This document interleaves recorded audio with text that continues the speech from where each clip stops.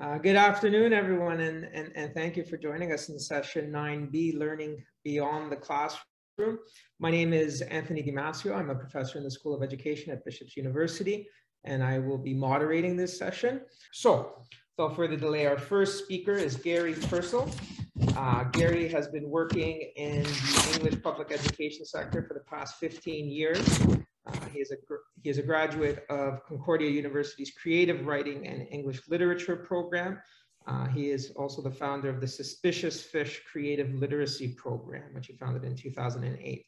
And his talk today is entitled 2020 Land, A Place for Teens. Over to you, Gary. Hi, everyone. Thanks so much for this opportunity. So the name of the organization that I'm here representing today is called Suspicious Fish. We've been around for, about 13, 14 years now, I guess 13 years. And before I get into the real topic of the presentation, something that I usually need to do when talking about fish is explain what it is. One of the very few regrets I have about the title for this organization is that it isn't usually very self-explanatory, so it usually requires a little bit of context before we get right into the meat of the programming. I'm going to be talking a little bit about a specific program that is currently in the developmental phase, which focuses primarily on engaging adolescents through storytelling, specifically on their own terms in order to hopefully increase engagement. So I'll start, like I said, with needing to go into a little bit of the context of what Suspicious Fish is. It was initially started actually to work with marginalized youth in a specific school in the southwest of Montreal. These particular youth that we targeted were those who did not necessarily qualify for extra resources in the school. We thought a fun storytelling group would provide a clubhouse feel for those who did not place in categories that required mentoring for behavioral or learning issues, nor for those who would be interested in the few programs that the school was able to offer, primarily some sport activities. So I guess the best term to use here is that we were kind of focusing on youth who are at risk of falling through the cracks. So this initial impulse pretty much led us to develop what you're seeing here on the screen with regards to what we've turned into over the course of the last 10 years or more. We focus really now on storytelling as a means to address the various challenges in bringing community members closer together. Our workshops and events focus on developing every participant's individual narrative, while also sharing an understanding that the collective is actually what impacts a community in all its forms. So the means that we usually go about in doing our programming is done through short story writing. Of course, our workshops do provide a blend of suggested and structured activities, but primarily we remain responsive to our participants' interests and impulses in the moment. We go from session to session. Every group is different. Every individual is different. So we try to have a plethora of things on hand to kind of fit the specific needs of each person who takes part. In addition to short story writing, we also offer other means for story creation, such as the list that you can see here on the screen. And I would also add that we continue to perpetually twerk and tweak and whatever all the words are that in developing other types of activities, especially as we work with different facilitators who come in and bring their own types of activities. Once the stories are complete, once certain sessions are complete, and once we have enough material compiled, and it's always completed by a whole bunch of awe-inspiring geniuses, I'd like to add, especially with the kids. Fish then attempts to share not only the content of what they've produced, but we also try to really celebrate the impact of the storytelling process. And we do this through community book launches and public readings of all the work that's been produced. Published stories are read on stage by local actors and other types of performing artists, as well as any films that were produced, because we also work with film, are screened during these events as well. Now, as often as possible during these gatherings, we do kind of focus on this being a celebration that the storytellers in our community have created all this material in a shared space. And we really try to emphasize that point as much as possible. I'm going to do a little quick aside here because there's also something I realized that is really important to this presentation that I didn't include when I was putting this together, and that is just to really quickly talk about some of our partnerships, because a lot of what we've been able to work on and present and provide to our community wouldn't have been possible without a lot of the support from other great organizations and groups that we've been able to connect with and grow partnerships with over the years. This includes organizations like Reclaim Literacy, who are based here in Verdun, Literacy Quebec, who also have an office space here in Verdun, some of the departments at Concordia University and McGill University, the Lester B. Pearson School Board, as well as our current primary funder, the CIF, the Community Innovation Fund grant, which is provided through the QCGN. We got a whole lot of other pals as well. We are always sure to recognize with big hugs of appreciation. But obviously we don't have time to get into every single individual, but there are a lot of them. So that's FISH in a nutshell. There's a lot of other details, I guess, that I can go into, but that just will have to wait for another time. So I'm going to go ahead to the next screen. So with a little bit of FISH in context, I'm going to jump ahead to last year. So I'm sure this is something, obviously, that every other organization has had to deal with in the last 18 to 20 months or so. We had to make the transition to online workshops in the fall and winter of 2020. And we had a lot of things to consider, again, just like I know a lot of other organizations and groups did as well. One of the things that we had to do was understand or convince ourselves that we still had to provide, or we're able to provide, a warm, encouraging environment. And this has always been a big part of our process, this slow and steady pace that we always value during our in-person workshops. Again, where we always try to remain responsive, and we definitely try to stay clear of any kind of direct academic approach with any of our participants. So we always want it slow and comfy and working at their pace. So this was a bit of a concern. However, it was quickly put to rest due to the efforts of our facilitators to create an online space that still managed to maintain a quirky and fun ambiance. Another thing that was less of a concern, and actually was more of an opportunity that we wanted to optimize, was the opportunity to now work with a collective of different age groups. So while our organization has primarily worked with elementary school aged youth over the years, we have also had some experience with programming for teens, adults, and seniors as well. So over the years, pardon me. And so we now had the opportunity to access all of these different groups, which is a challenge for us because we are actually quite a small organization with limited capacity. So looking at this opportunity, we decided to try an intergenerational workshop where we not only had access to these groups, but there would also be opportunities to explore topics and get the points of view from all these different groups as a collective for once. Now, speaking about some of these topics or things to discuss, we wouldn't obviously bring things up like, you know, marginalization or isolation for seniors, like specifically, or gentrification, speaking with a group of 8 to 12 year olds. But we did see ways that important topics could be indirectly explored through the type of workshop. And as you can see this here on the slide.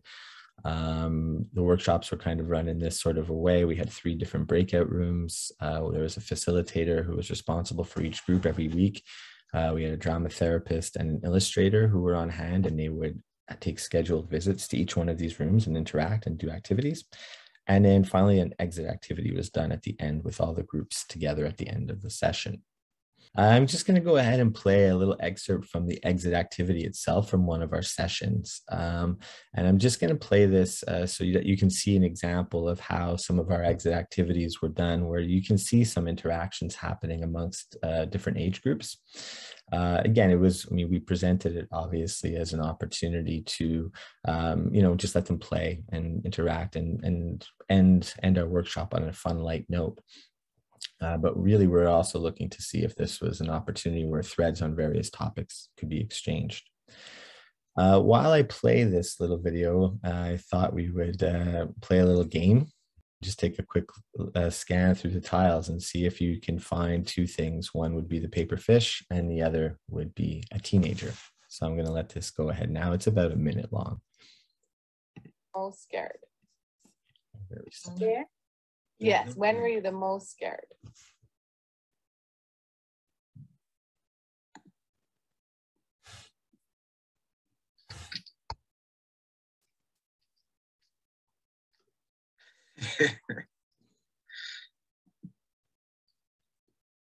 Nobody ever got scared? Roller coaster or recurring bad dream. Yeah, those are pretty scary. I had a pretty scary dream the other night.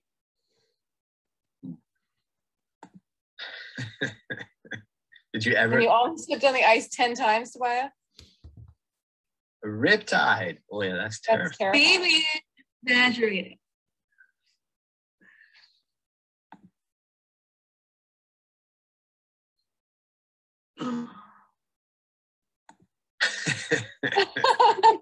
Trang. I hope you learned your lesson and you'll never do that again. You never eat somebody's last piece of cake. That's asking for trouble.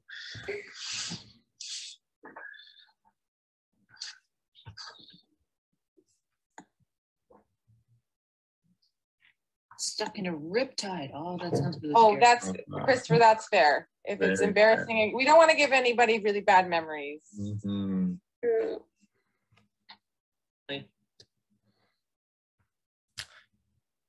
Okay, so I think folks are still able to follow. Apologies, I should have also mentioned, obviously, there would be some quiet time in this video because a lot of the exchanges were being done in the chat room. So congrats to all those who found the paper fish, and congrats on all of those of you who did not find the teenager. You may have seen a face or two that looked a little bit teenish, I guess, but rest assured, I can promise you that there weren't any folks that represented that age group on that screen. And that's because while we were recruiting and registering for the workshop, we did receive a lot of interest. There was a lot of cursory interest from the teens that we had reached out to and as we were promoting on our website and social media. But the final number of registered teenagers that we ended up with out of the roughly 30 participants, there were 3. I think is what I just said.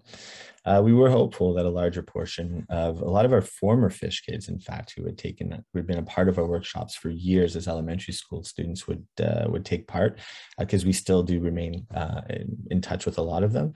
And they did, initially take some interest, but ultimately they didn't. They decided not to take part in the workshop. This brought us to a few conclusions. So like I just mentioned, obviously, like again, a lot of our former fish kids, the reason actually, in fact, that a lot of them were interested at first was out of a sense of nostalgia. They really enjoyed the workshops over the years, the clubhouse feel, the environment that we provided. And so this was not going to be the same type of a thing, nor ultimately do we realize that, a teen's sensibilities were some of the things that we were focusing on through the programming that we were providing. We also realized, obviously, that the exit activity that we were doing at the end, even for the 3 teens that were taking part in the initial part of each workshop, it didn't really appeal to them. And so they would often leave before we even got to that final portion of the day. And even when they were actually inside of their specific room for the majority of each workshop, they were hesitant to put their cameras on. Now, one little other quick disclaimer here. Obviously, we understand that 3 is a pretty small sample size to draw a full conclusion from, but this also kind of meshed with, with what we'd been experiencing over the last few years as we were trying other little side activities or projects, or even trying to integrate teens into our traditional workshops. We were really having a difficult time engaging getting a lot of interest. This led us to kind of get a little bit more serious about this challenge, and we went about doing a few things to kind of see what, how we could engage this particular age group a little bit more. So we started with presenting Suspicious Fish to a community youth development class at Concordia, and we posed this essential question for the cohort to do a little bit of a deep dive into. The students who did take this question on spent, I think, a portion of their semester. It must have been a fair amount of time, because they ended up producing an intervention proposal, which was actually quite lengthy and filled with really great insight to fish. And we also sent out 2 separate surveys to some of the participants we were working with at that time, as well as other groups in our network regarding our programming. And some of the questions we were asking were indirectly trying to gauge this challenge we were having with recruiting teens. So after taking in a lot of that feedback, we kind of, we've come up with this, I guess. This is our current attempt at further engagement with teens. This is an online program that is currently titled 2020 Land, and it is in the development stage still. I'll start with a brief overview. As you can see here on the screen, it's really intended to encourage teens to engage teens, through the use of online document sharing, using social media, and optional group workshops that would be held either in person or online. And I think I kind of wanted to start with a brief overview, because before going into too much more detail about the program overall, I think it's important to acknowledge that we are aware that more and more research supports the fact that teens' engagement with social media does obviously have a negative impact on their mental health. And we're very aware that ending or reducing this exposure is a challenge at the very best. And how we modify and move forward with these challenges is still obviously a work in progress. So with all that in mind, part of this program's objective as well is to use the platforms to create a more positive, encouraging interaction while still continuing our mission to strengthen community through story. And it's also intended to help encourage or stimulate a little bit more critical thinking that we hope will further inform our participants as they navigate whatever all these gadgets are called. An old family friend of mine refers to all this tech as megas, and I kind of like that term because it's so difficult to kind of stay up to par with all this stuff. So a little bit more then about 2020 Land in particular. So the basic premise is we've created this land, this world. It's an alternate reality, and this alternate reality needs stories in order to give it structure and meaning. Now you'll see, obviously, as you're skimming or scanning through the basic premise here, which is a little bit of a hook that we've used a few times. We've been playing a lot with this form just to see how we could inform our networks and our followers and our people online, as well as in some of our community spaces. While we've been playing with some of this stuff, definitely want to make sure that it's not exclusive to only 2020. Because while it does say here that this is all about the possibility that the year 2020 can now be remade, as well as something that can also be provided as a bit of a forum to deal with any trauma from the pandemic. The content that can ultimately be contributed to this world can be about any kind of story or other written creative piece whatsoever. We're still working on ways to be sure that that message is clear. This doesn't just have to deal directly with that year itself. So this is essentially the breakdown of how the program is in the process of working and how we hope to have it work for the long term. The communication is done with the participant through emails and a shared Google Doc. An invitation to follow all of our social media platforms where quick questions, tips, story prompts, and other general inquiries into teens' perspectives on a variety of topics will be asked. Optional invitations to either in-person or online workshops, as well as options to have their contributions published on our website, social media platform, and our anthologies, as well as we're hoping to get kids in with a little bit of what they like to call swag, I guess it's called. There's a lot more content here. I'm so sorry, I totally mismanaged the clock here. So I'm just gonna jump ahead. It really is, though, within these 5 bullets, I'm just gonna, I guess, try to summarize by making sure that it's clear that this is participant-led, and we want to try to create a platform where anybody who is enrolled in it doesn't feel any kind of impulse or need to be producing or to be in touch consistently with their facilitator. That's kind of the environment we're trying to create. So yeah, I'll just keep going. Like I mentioned, the program is currently operational to a degree. We have a couple of participants at the moment, but they have come through our networks as opposed to any kind of formal launch. And there's a few reasons for this, and this is the last one I'll take some time on. The first thing is, obviously, we're a very small organization. We operate in a very limited capacity. We have other items and other things that we need to address often that don't give us as much time as we'd like to kind of continue to work on this. Another challenge is that we're a bit slow, which is actually something that we celebrate as opposed to being hard on ourselves about, because this is a value that we kind of also bring into the workshops as well, where we, again, it's not about producing, it's about process, it's about rapport building, it's about providing people with a safe space. So we've done a lot of taking steps back, making changes, reimagining things, constantly fiddling around with the program itself. Something else is we're also trying to figure out ways to visually create this space, meaning allowing people to come and see this world grow through our website, whether that be through like some kind of a mapping project or some other concept that we're also looking for a bit of help with. We would also like to integrate other forms of storytelling as opposed to just short stories. So we would like to try to find ways to put film, art projects, digital storytelling, things like that as well included in this. Again, we know it can be done. We just need a little bit more time. And the last thing is that we're also in the process, and this we've gotten a bit further on, is trying to find ways to have this program integrated into classrooms where teachers could actually be working with simplified rubrics that we supply that would actually complement some of the learning objectives that they're working on in the classroom. So it's like a little bit of extra support for their classrooms. Last couple points before we say goodbye. We do know that this is actually, programs like this do have a bit of a throw it at the wall and see what sticks approach. But we do think that we do have a lot of confidence, and we do have we are committed to actually completing this and having it up and running as soon as we possibly can to its fullest capacity.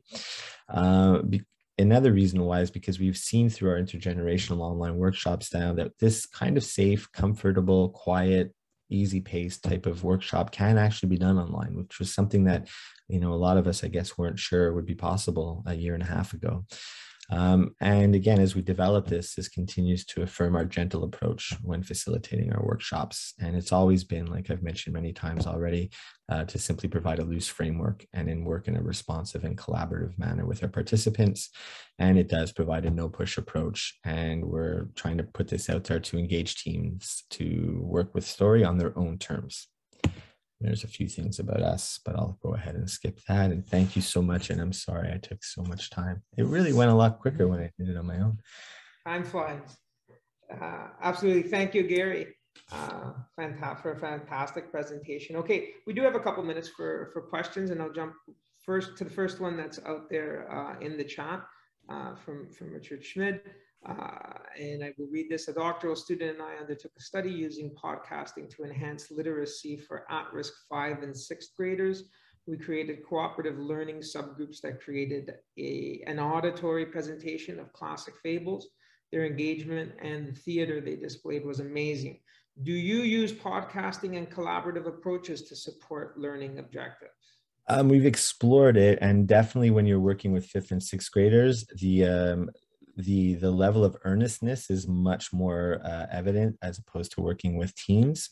So I love, that's been our groups. Our elementary school kids, even younger, our 10-year-olds are usually the ones who are the most involved. But yeah, the podcast, I think one of the not that we've been hesitant. In fact, we did apply for a grant last year through one of the schools to kind of get a podcast up and running. And I think we ran at a racetrack on it and we didn't follow through on it. It's definitely something that's in our peripheral. And I think some of the challenges with podcasts though might include, there's so many of them out there. We definitely do want to have something that teens can engage in and feel like an audience is actually listening. So I think all this to say, I think it's great. I think for me personally, I just don't have enough experience with it to know how it would all come together. Our next speaker then is Amy Vieira. Amy serves as a professor of sociology at Norwich University in Vermont, our neighboring state. She completed her thesis project at the Université de Montréal on Anglophones in the Eastern Townships and has continued to work on linguistic and other minority communities at the household level in Quebec and the Northeastern United States throughout her career. She is currently the chair of the Diversity Committee of the Rural Sociological Society. And Amy's paper today is entitled Homeschooling, the Other English Language Education Community. Over to you, Amy.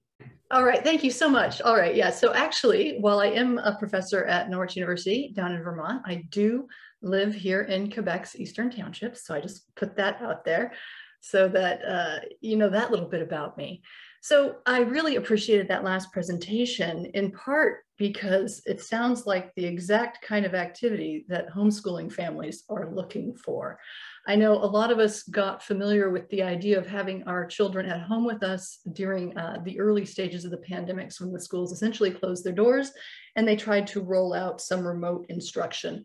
So I'm not talking about remote instruction. I'm not talking about children who are being provided an education through the public school system in their homes. I'm talking about families that undertake to provide an education to their children under the laws and regulations that permit this in Quebec.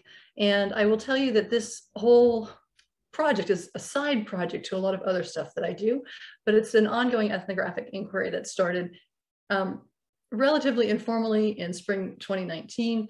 All of the data that you're going to see shared, and that all of my insights are provided through qualitative, ethnographically collected materials that are in the public sphere. So these are government documents, media publications, and posts in 2 specific Facebook groups that are public. One is English, one is French, and those are directed towards people interested in homeschooling in Quebec. So there are some rules that govern homeschooling. It's kind of a challenge talking to a population like this today, because I'm not sure how familiar you are with the rules and regulations around homeschooling. However, we are essentially obligated to ensure that children in Quebec attend either a school or are receiving an appropriate education at home. And there are certain requirements that adhere to all families that choose to undertake homeschooling. And the regulatory framework that adheres to Quebec homeschoolers was sort of massively overhauled and put into play about 3 years ago, and so in 2018. And so there are families in the homeschooling environment now who have homeschooled prior to these changes in the regulations, and there are those that came in only since those regulations took place. There is an entire department of the Education Ministry that is involved in overseeing homeschoolers, and homeschooling families are assigned a resource person. And in theory, that resource person is there to help them as they go through the processes and procedures, and to provide access or information about potential resources that might be of interest. In reality, especially last year during the pandemic, but in reality, you get your resource person assigned oftentimes not until after you've gone through much of the paperwork process. And so they really are sort of checking your compliance as opposed to providing assistance. So that's sort of a situation that has to do perhaps with the ministry being underprepared for the number of families involved. So you have to, first of all, submit a notice of intent, then you have to notify your school board. Then within 30 days of having withdrawn your child from school, or by the 30th of September, if you submit your notice in a timely way, so before the 1st of July, saying that you're going to homeschool in the coming academic year. So you have to do these things. You submit this learning project, which is a pretty comprehensive set of documentation explaining how you're going to meet certain obligatory competencies in all of the required subject areas. Then you are expected to submit a mid-year status report, which is 3 to 5 months after your learning project submission. And then you have to complete an end-of-year status report and a report on progress. You also have to include some sort of evaluation mechanism that can be either through a portfolio, it can be through the ministry exams in the years that they're required for the subject matters in which they are required, school board exams, or evaluation by a Quebec licensed teacher. Now at the primary school level, the portfolio or the evaluation by a Quebec licensed teacher are the predominant methods. There are some folks who do also these other approaches. And there are also some key things that remain that everyone should be aware of when you take on a homeschooling effort. You have to include both French and English in the curriculum. Not all families who homeschool in one or the other or both of those languages, but they must cover them as a subject matter area. And one of those two languages must be designated as the language of instruction. That does not mean that you have to teach the other subject materials in that language. So there are Indigenous families, there are families who teach in languages like Russian or German or Chinese, who are homeschooling in those languages, but also teaching a French curriculum and an English curriculum as well. So this is a very poor charting of the numbers of homeschoolers that we see at certain points in time. There are numbers missing for the spring of 2020. That's in large part due to the closure of the schools with the pandemic. The numbers are hard to come by. Essentially, the ministry is not forthcoming with sharing information about how many children are being homeschooled or how many households those are. They report it out to the press once in the fall and once in the spring, usually, but there's not any transparency about this on the government websites in terms of accessing information about those numbers, although they do collect all that data when you sign up, including whether or not you have English language public school education eligibility. So you'll see that in the pandemic year of 2020, 2021, there was a huge jump in the number of children being homeschooled, and also in the number of households homeschooling. And it did drop off for this past start of the school year. So those are numbers from early September that you see on the far right of the screen for 2021, 2022. Of course, we don't have numbers for the spring yet. Typically what we see is that students can come and go out of homeschooling at any point in time during the school year. So the numbers that I've observed from the past indicate that there are almost always more students homeschooling in spring than there were in the fall. There can be lots of reasons why that happens. There's a lot of varieties of homeschoolers across the board. Here I'm going to focus just on the English homeschoolers, but this sort of stuff for the most part would hold for non-English homeschoolers as well. There's a lot of diverse motivations. So it might be the individual child's need or the individual family's needs. It might be something as simple as it's so far to get your child to school in certain rural regions, especially in northern Quebec. We see that the time it takes to get your child to the school becomes a real disadvantage or a hurdle, particularly for younger children. Homeschoolers undertake all sorts of approaches to how they teach and what they teach. While they do have mandatory competency areas and subject matter areas that they are required to target each academic year, they have a lot of leeway in what they select. Some people actually enroll their children in online schools that aren't certified or recognized by Quebec. Others undertake a very free form sort of exploratory approach to teaching and learning. We do see that there are significant differences in urban and rural homeschooling realities, in that it's oftentimes harder to find other homeschooling families that are nearby in those rural areas, which means the families have to be a bit more self-reliant in terms of how they engage with other households and how they meet their general social interest areas and social engagement. So it can be more challenging to find a support network for households and families in rural regions. Whereas when you get into like the greater Montreal area, oftentimes folks will put a post and say, hey, we're going to the park in this neighborhood. Is there anyone around who wants to, come play? And that's pretty easy to meet up. It can be much more difficult outside of the urban agglomerations. And then this last note, and this is the one I'm going to focus a bit more on here, is this English school eligible versus English school ineligible people who homeschool with English as their language of instruction. So the other English homeschoolers are those who lack legal access to the English school boards. And this can include all sorts of people.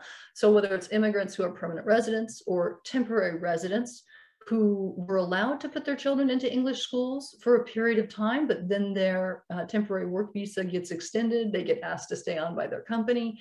And then they're now being told that their children have to leave the English schools that they were in Quebec and go into a French school. In some cases, they may have moved up here when those children were in secondary school, and it's very, very challenging for those children. And while there are sometimes waivers and one-off opportunities that some of their children who are older can get permission to stay in English school, but it doesn't always guarantee that their younger children can. We also have children of citizens who have received their education outside of Canada. So a permanent resident who becomes a citizen who got educated outside of Canada, or even a Canadian citizen who was perhaps born and raised outside of Canada, might find themselves in this situation. And then we have those Quebec citizens who don't have access to English language education. And these may be francophones, or they may be anglophones or allophones, but for whatever reason, they don't have access to that English language education. And they want their children to achieve first language proficiency in English. So they choose to homeschool, and they choose English as the language of instruction, regardless of their home language. So it gets pretty murky and it gets pretty complicated. So lots of people who are in this so-called English homeschooler category may or may not be speaking English as a home language, but they are indicating it as their primary language of instruction in their paperwork with the ministry. So there are some burdens and concerns that come up time and time again in the forums amongst parents. Often they're concerned about the DPJ, so the Youth Protection Services. There's a lot of, I think, scaremongering that happens, people making it sound like you're going to get into all kinds of trouble. But with the paperwork process that the DEM has put in place, there's a pretty good chain of information that I think is probably makes it harder for that to go forward.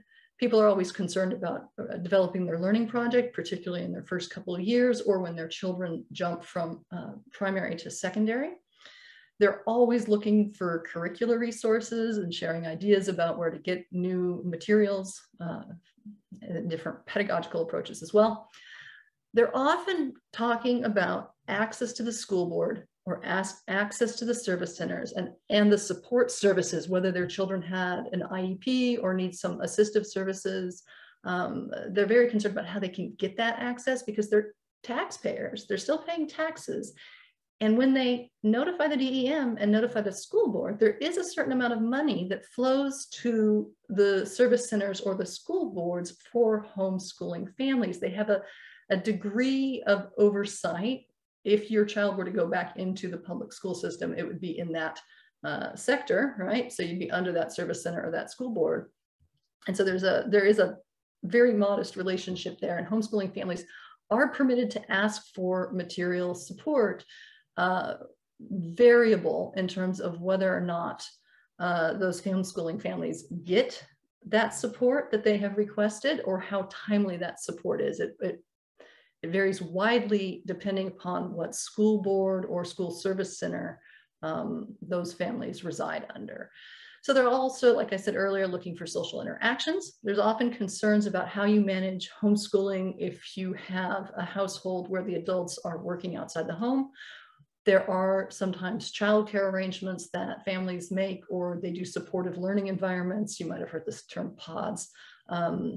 People often look for these things amongst other homeschooling families. And then the last one I put up here is ministry exams. Now, this is a big issue right now because this year, ministry exams are mandatory for homeschooled students for the very first time this year. Ministry exams are administered on a certain schedule. In the French service center sector, the students take ministry exams in grade 4 and grade 6 for the primary grades. In the English sector, it's only in grade 6.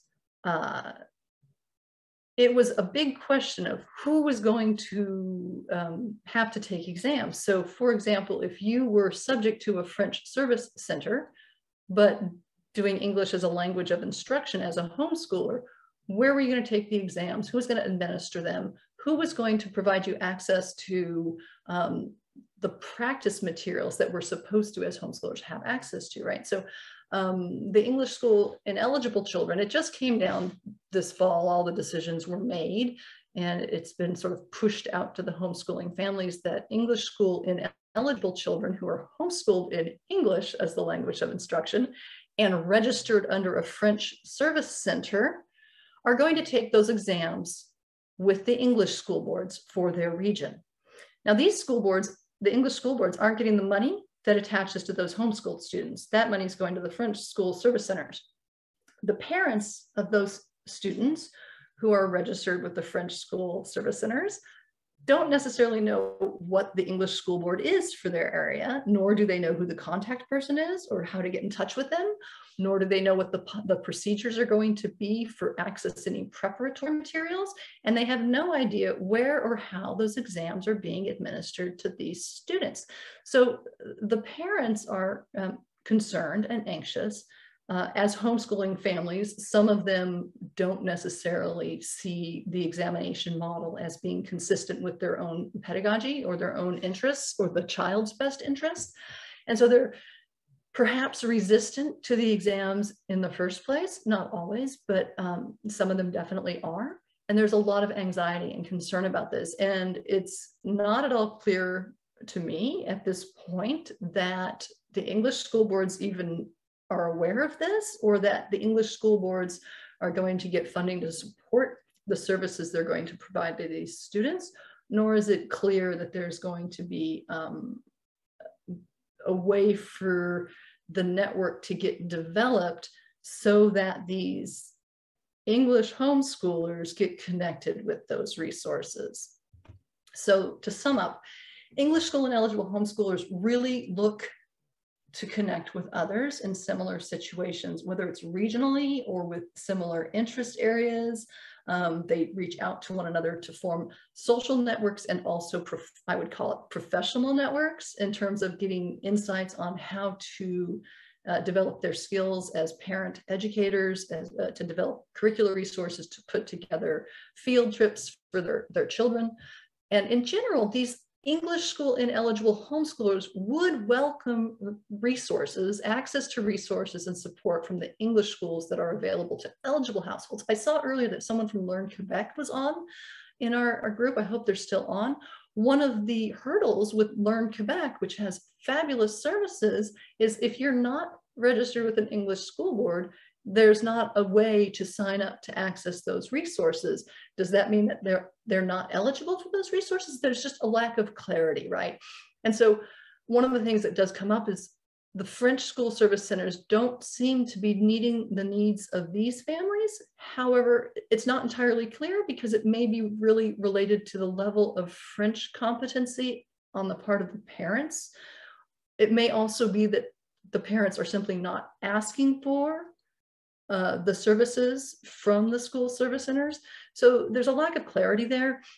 Because this is really ethnographic and sort of in vivo type research that's ongoing, I don't have a lot of answers for you about that.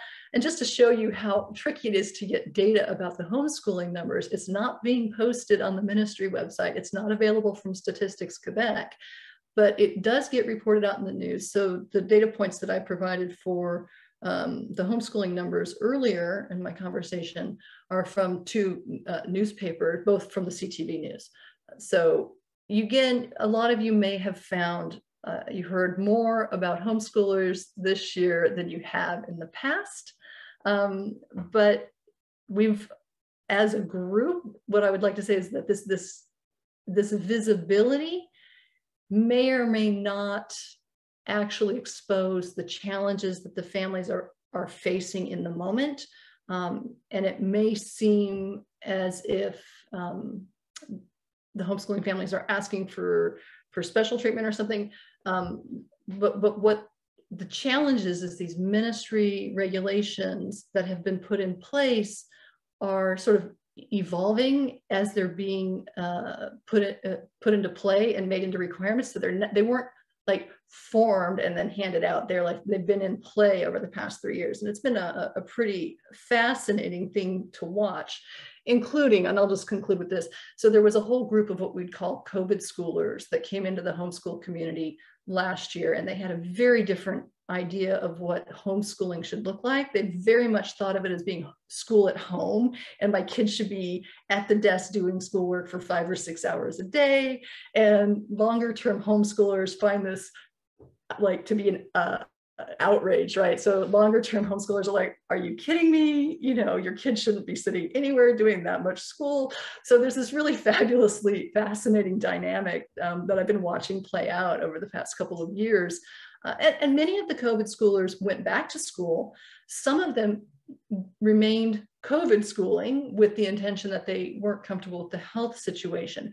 And some of those COVID schoolers became homeschoolers. They transitioned to a different model of teaching and learning and made a longer term commitment to this style of educating their children. So I'd love to answer questions. I will full disclose that I did take my child out of a public French school. I am an immigrant. I am one of those ineligible English homeschoolers, but it was pre-pandemic. And so we considered this for some long time before we did it. And then we did it. And then it's just been like an amazing journey ever since. Do we have any questions for Amy? Okay, we do have one from Antoine Dumont from the Morin Center. He says that it's a hub for the English community in Quebec City. From our contacts with the Quebec City School Board, I feel we would have good tools to help homeschoolers get in contact with the QCSB. How do you recommend we reach out to these families? So I would actually recommend probably the voluntary organization that reaches the largest number of homeschool families in Quebec is the AQED on their website, and you can simply contact them. So the AQED, Association Québec Éducation à Domicile, right? So they advocate, they are an organization of homeschoolers. They advocate at the provincial level. They're not, they're a secular organization. There are also some non-secular organizations involved with homeschooling, oftentimes on a larger scale, but AQED is sort of one of the primary touchstones. And I will say the homeschoolers are hyperactive on social media. So, and actually I was thinking Suspicious Fish, that organization's material. So a lot of materials actually got pushed out this past winter under the pandemic, very successfully into homeschoolers. So the Art Inspire grant folks reached out to the homeschooling community. McGill's Let's Talk Science recruited a lot of homeschoolers very successfully. So it's possible, but yeah, I'd say AQED is the primary point of initial contact at least. I would ask you all to join me in a virtual applause for our 2 great presentations today. It was a stimulating and engaging session, and I want to thank both for that and for a wonderful job. So thank you.